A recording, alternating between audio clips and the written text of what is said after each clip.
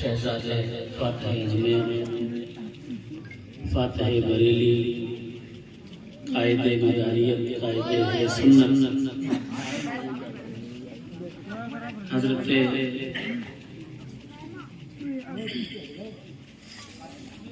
سید بابا میاں صاحب قبلہ،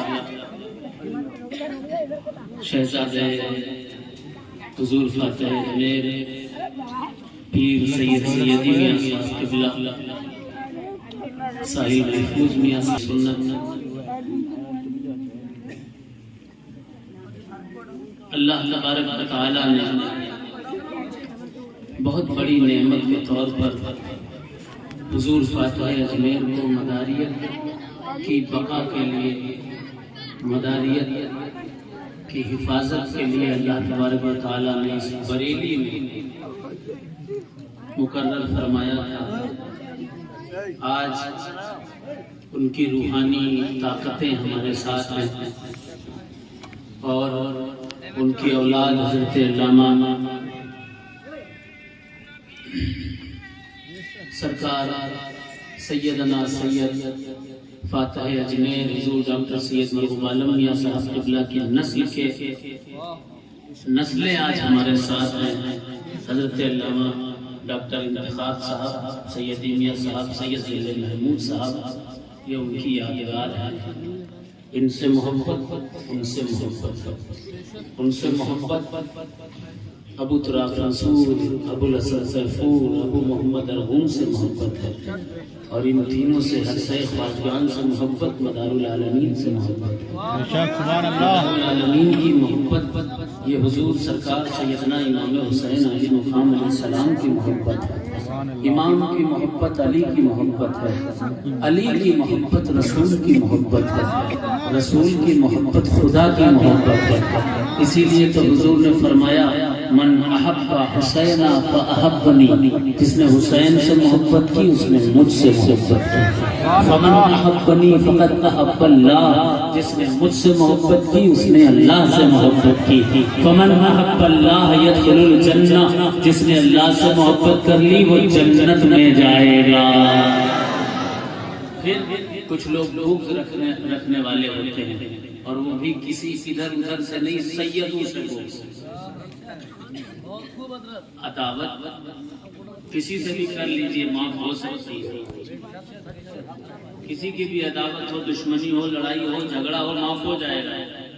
ہو سکتا ہے اس نے معاف کر دیا لڑائی جھگڑے کے بعد، آپ نے معاف کر دیا، معافی ہو گئی۔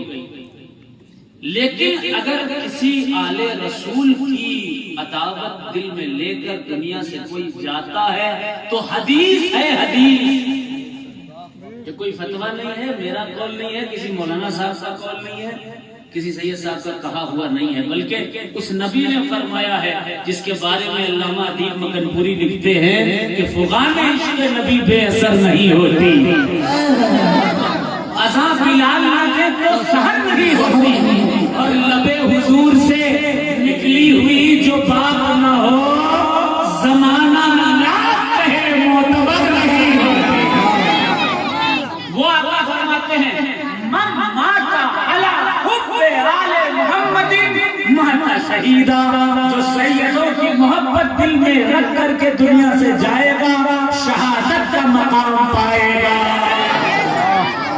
ومن مات علی بغض آل محمد مات کافرا، جو شخص سیدوں کی عداوت دل میں لے کر کے جائے گا وہ کفر کی حالت میں مرے گا۔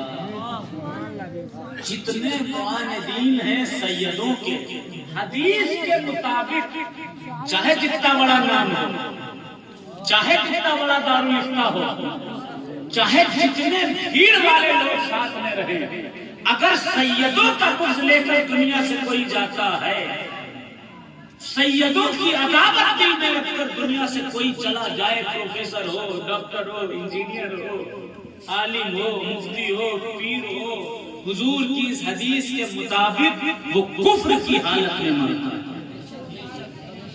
وہ جہنمی ہو کر کے مرتا ہے۔ تو اگر آپ کو اپنے آپ کو جہنم سے بچانا ہے، آج کل تو ٹکٹ بچتے ہیں جنت کے، ٹکٹ جدھر دیکھو ٹکٹ بچتا ہے، ادھر آؤ ادھر 350 کا ٹکٹ، ادھر جاؤ یہ تعویذ لوگ 5000 کا ٹکٹ، ادھر آؤ یہ صاحب ڈائریکٹ جنت میں پہنچا دیں گے. جنت کیا تمہارے باپ کی ہے؟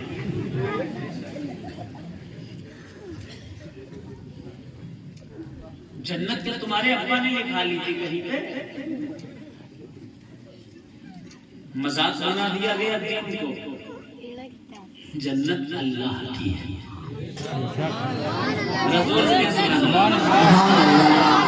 اللہ جسے چاہتا ہے جنتی بنا دیتا ہے، جسے چاہتا ہے جہنمی بنا دیتا ہے. بخاری شریف کی حدیث، اجازت ہو تو سنا دو، پھر نہیں نعت پڑھوں گا. اجازت ہے؟ اتنی دور سے نذرانہ دے رہے ہیں. اللہ سلامت رکھے بزرگوں کو. ایک حدیث پڑھتا ہوں. اللہ کے نبی فرماتے ہیں کہ ایک شخص، بخاری شریف کی حدیث ہے، اس کا ترجمہ سن لیجیے. 40 سال عبادت کرتا ہے. کتنے سال؟ 40 سال عبادت کرنے کے بعد جب وہ اللہ کی بارگاہ میں حاضر ہوا، وہیں دوسرا شخص تھا، بڑا برا تھا، زندگی بھر اللہ کا کوئی بات نہیں مانی، نہ نماز پڑھی نہ روزہ رکھا، کچھ نہیں کیا. وہ بھی پہنچا. اب غور سے سنیے گا. کہتے ہیں جنت ہمارے باپ کی ہے، جنت پہنچا دیں گے. ادھر سے بھی کہا جا رہا ہے، ادھر سے بھی کہا جا رہا ہے، لیکن سنو حدیث پڑھ رہا ہوں. آقا کی حدیث ہے. سرکار نے فرمایا وہ شخص نہیں جائے گا جو گنہگار والا، ایک طرف 40 سال کی عبادت کرنے والا، ایک طرف گنہگار بندہ، دونوں رب کی بارگاہ میں پہنچے. فیصلہ ہو گیا، جا تو جنت میں جا، تو عبادت گزارے، جا تو جہنم میں جا، تو گنہگار ہے. اب جہنم میں جو جا رہا ہے وہ دوڑتے ہوئے سپیڈ میں جا رہا ہے، جنت کی طرف جا رہا ہے وہ اکڑتا ہوا چلا جا رہا ہے. رب نے کہا بلاؤ، دونوں کا بلاؤ. دونوں آئے. کہا کہ تو اکڑتا ہوا کیوں جا رہا تھا؟ کہنے لگا ایسے ہی جنت فری میں تھوڑی نہ ملی ہے. 40 سال عبادت کی ہے جنت کے لیے، اتنی محنت کی ہے جنت کے لیے، وضو کیا ہے، بار بار مسجد کی طرف دوڑا ہوں، تب تو جنت ملی ہے. اچھا ٹھیک، تو کیوں اتنی تیز جہنم کی طرف جا رہا تھا؟ جہنم تو جلا دینے والی چیز ہے. تو وہ شخص کہنے لگا کہ اے میرے مالک، اے میرے رب، اے میرے معبود، میں نے سوچا کہ زندگی میں تیری بات کبھی نہ مانی، اب تو تیری بات مان لوں، اس لیے دوڑتا ہوا جہنم کی طرف جا رہا تھا. رب تعالیٰ نے فوراً، اللہ تبارک و تعالیٰ نے فرشتوں کو حکم دیا، میزان لایا گیا، ترازو لایا گیا، اس کی ایک آنکھ نکالی گئی جو عبادت گزار تھا، اس آنکھ کو رکھا گیا ایک پلڑے میں، اور اس کی عبادت 40 سال کی دوسرے پلڑے میں رکھی گئی. وہ ایک آنکھ 40 سال کی عبادت پر بھاری نظر آئی. رب نے فرمایا تیری 40 سال کی عبادت تو میری عطا کی ہوئی ایک آنکھ کے برابر ہے. میں نے تجھے ایک آنکھ عطا کی تھی، اس کے برابر بھی تیری 40 سال کی عبادت نہیں ہے. جنت میں تجھے تیری عبادت کے بدلے میں نہیں بلکہ اپنی رحمت سے دے رہا تھا. سبحان اللہ سبحان اللہ. بہت خوب. وہ رحمت ہے کون؟ جس کے بارے میں اللہ نے قرآن میں فرمایا ہے وَمَا أَرْسَلْنَاكَ إِلَّا رَحْمَةً لِلْعَالَمِينَ. سبحان اللہ سبحان اللہ. اسی نبی کے صدقے میں تجھے جنت دے رہا تھا، بے شک بے شک. رحمت سے جنت دے رہا تھا. بڑا گھمنڈ تھا تجھے عبادت کا، فیصلہ بدل گیا. اب جو جنت میں جانے والا تھا وہ جہنم میں جا رہا ہے، جو جہنم میں جانے والا تھا وہ جنت میں جا رہا ہے. پتہ کیا چلا؟ دل صاف رکھیے، محبت رکھیے، رب کی عبادت کیجیے، اللہ اللہ کیجیے، نماز پڑھیے، روزہ رکھیے، جنت ملے گی. لیکن سنو، جنت کے سردار کون ہیں؟ رسول پاک نے 1400 سال پہلے فرمایا تھا الحسن والحسین سیدہ شباب اہل جنہ. حسن حسین جنتی نوجوانوں کے سردار ہیں. اب آپ سوچ لیجئے بغیر سردار کی مرضی سے کوئی گاؤں میں نہیں گھس سکتا ہے، تو جنت میں آپ کیسے چلے جائیں؟ بے شک بے شک. سبحان اللہ سبحان اللہ.